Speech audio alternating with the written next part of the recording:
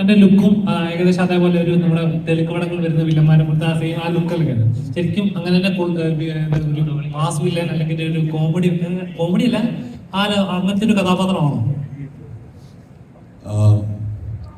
ഇയാള് ബാംഗ്ലൂർ ബേസ് ചെയ്തിട്ടുള്ള ഒരു ഗുണ്ടയാണ്, അതുകൊണ്ടാണ് പ്രൈവറ്റ്ലി അങ്ങനത്തെ ഒരു ലുക്കിലേക്കൊക്കെ എത്തിയത്. ഓൾമോസ്റ്റ് ചിത്തുവിനെ പറഞ്ഞ ചിത്തു കണ്ട് പോയ ആളുകളിൽ നിന്നും ഒരുപാട് പേരിൽ നിന്നാണ് അങ്ങനെ ലുക്കിലേക്ക് എത്തിയത്. രണ്ടാമത്തെ ചോദ്യം എന്തായിരുന്നു? അല്ല, അങ്ങനെ ഒരു വേറൊരു പടം പോലെ അല്ല, പക്ഷെ അങ്ങനത്തെ ഒരു അനുഭവമാണ്, അങ്ങനത്തെ ഒരു തിയേറ്റർ എക്സ്പീരിയൻസ് ആണ് ട്രൈ ചെയ്തിരിക്കുന്നത്. നോക്കാം.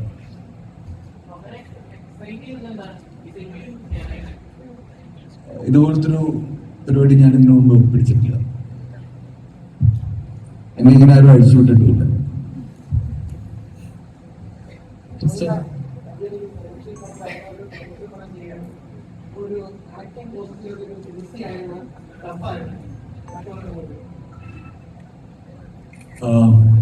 ഈ ക്യാരക്ടർ കുറച്ച് എന്താ പറയാ, കുറച്ച് ലൗഡാണല്ലോ.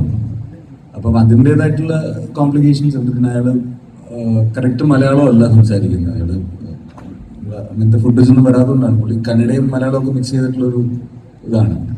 അപ്പം ഉറക്കെയാണ് സംസാരിക്കുന്നത്. അങ്ങനെയുള്ള കുറെ കാര്യങ്ങളുണ്ട്. ഇതുവരെ കാണാത്ത തരത്തിലുള്ള ഒരു പ്രൊമോഷൻ രീതിയും പെർഫോമൻസും ആയിരുന്നു ഇക്കാരുടെ ഭാഗത്തുനിന്ന് കാണാൻ സാധിച്ചത്. എന്തായിരുന്നു അതിന്റെ കാര്യം? കാര്യമൊന്നുമില്ല, ട്രെയിലർ പോലും ഇല്ല. എന്തൊക്കെ ചെയ്താല്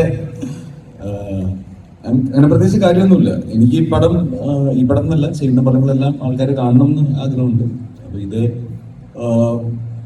ഒരു ഇൻട്രോ ഈ പടത്തിന് ആവശ്യമുണ്ടെന്ന് തോന്നി. പടം കാണാൻ പോകുന്നതിന് മുമ്പ് ഈ പടത്തിനെ പറ്റി ഒരു ഇൻട്രോ ആൾക്കാർക്ക് കൊടുക്കണമെന്നുണ്ട്.